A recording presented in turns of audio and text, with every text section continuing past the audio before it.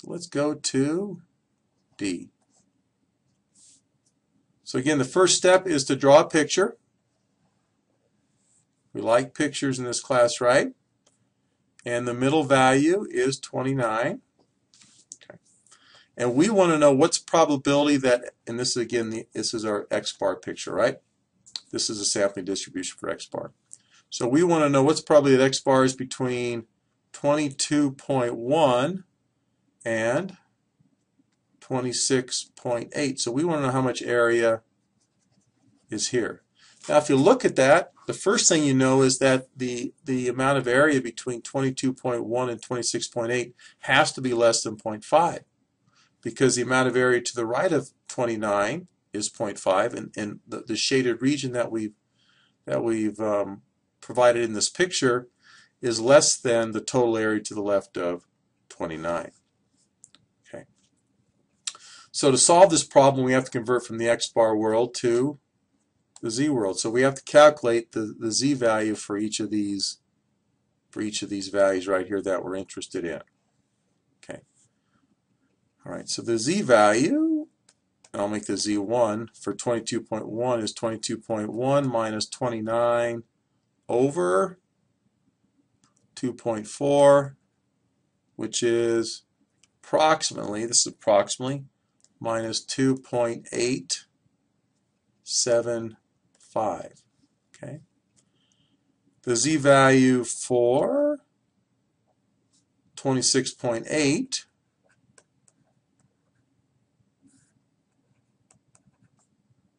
is approximately minus 0.9167.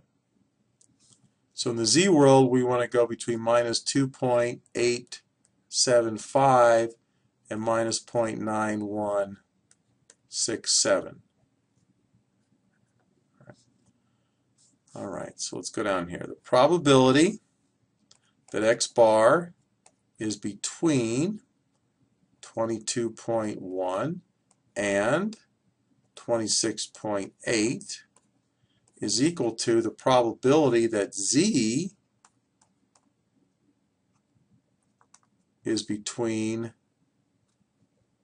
minus 2.875 and minus 0.9167. All right. Well, how do we determine the area in the shaded region up here? How do we determine this area right here? Well, one way to think about this is that the area between here and there is the area between here and there minus this area that's between here and there. Okay? So again, the area between here and there is the area between there and there minus the area that's between there and there. So what it tells us is that we can write this probability here as a probability, okay, that Z is between 2.875 and 0 minus a probability that Z is between 0 and 0.9167. Notice that I don't have minuses anymore, because what I'm doing is I'm solving the problem on this side by solving the equivalent problem on this side. Remember that this distribution is symmetric, so I can solve for this area over here by simply taking the equivalent area over here. And this area over here is equal to the area from there to there minus the area from there to there. And that's again what I have here. Okay. All right.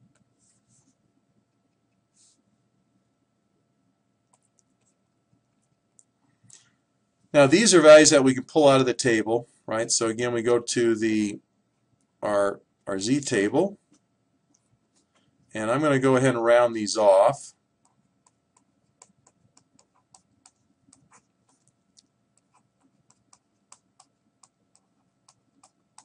Hopefully it's clear what I'm doing there.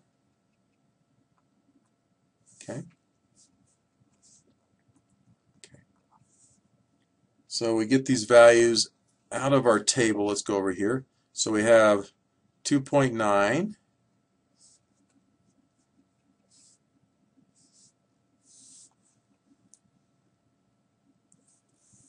Which is right there, 2.9.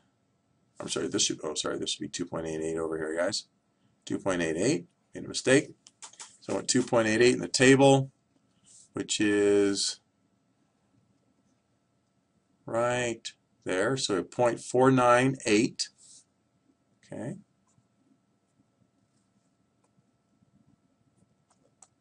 0.4980 minus 0.92 over here, which is right there, which is 0.3212. 0.31. Sorry, 0.3212. And if we subtract those, go ahead and minimize this. Okay. We should get the final answer over here, 0.1768.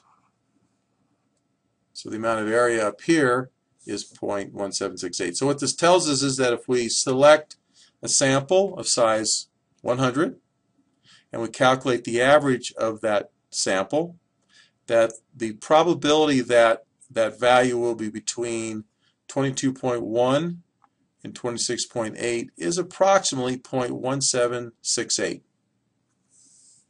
Okay. All right, let's go to E. So again, the first thing that we're going to do is draw our picture here. We like pictures in this class, right? Again, the value is 29, and this is the X bar world. And we want to know what's the probability that X is less than, or X bar is less than 28.2. So we want to know how much area is over here. If you look at this particular picture, you know that the amount of area over there is less than 0.5 because it's less than half of the area, because the area to the right of 29 is going to be 0.5 or a half. So we first have to construct the z value. So we take 28.2 minus 29 over 2.4. Now before we calculate this value, do you expect this value to be positive or negative? Well, since 28.2 is to the left of the mean, we expect this value to be negative. Very good. Right. So let's calculate this value. We're going to get minus 0.3333. So the probability that X bar is less than or equal to 28.2 is equal to the probability that Z is less than minus 0.3333. And remember, in our table, we only have 2 digits, so we're going to convert this to make this approximately, right? And if we look at 0.3, all right. Now this value right here that we're looking for, this area up here we're looking for, is the area to the left minus the area here. Using the symmetry of this distribution again, we can write this as the probability, I'm sorry, we can write this, sorry, one second here.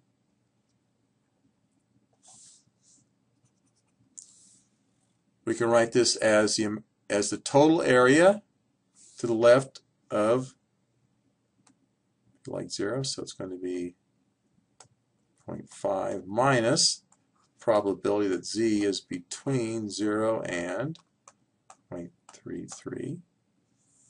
Okay. Actually, this is minus over here. Sorry, guys. So this is 0.5 minus 0.33, and it is going to be right there, which is 0.1293, 0.1293, which is 0.3707. So what this tells us is that if we select a sample of size 100 and calculate the mean of that sample, that the probability that the value will be less than 28.2 is 0.3707. Page. So let's do the last problem. Hopefully things are clear as a result of working parts A through E. Again, the first step in working these kind of problems is always to draw a picture. So 29 is in the middle. This is, again, our sampling distribution for x bar. Okay. And we want to know what's the probability that x bar is greater than 27. Well, if you look at this graph, you'll notice that we've shaded in more than half of the area under the curve because we've shaded in this area plus this area right here. So we know that's going to be 0.5 plus whatever area is here. This tells us that if we want to calculate the area to the right of 27, that we're going to get 0.5, again, plus this area right here. But before we can do that, we have to convert from the x-bar world to the z-world. And we do that by using the z-score. The z-score for 27 is 27 minus 29 over 2.4, which is approximately minus 0.8333. Okay. So the probability that x bar is greater than or equal to 27 is going to be the 0.5 plus the probability that z is between 0 and 0.8333, right? Which is equal to 0.5 plus the probability that z is between 0 and 0.83. And again, this is an approximation. And again, we're only using 2 digits because a table only gives us 2 digits. If we look at the table for 0.83, we see that we get 0.2967. 0.2967. So 0.5 plus 2967. And if we do that, if we add those together, we get 0.7967, which is the correct answer. What this tells us is if we draw a sample of size 100 from our population and calculate the average of that sample, that the probability that the average will be greater than 27 is 0.7967.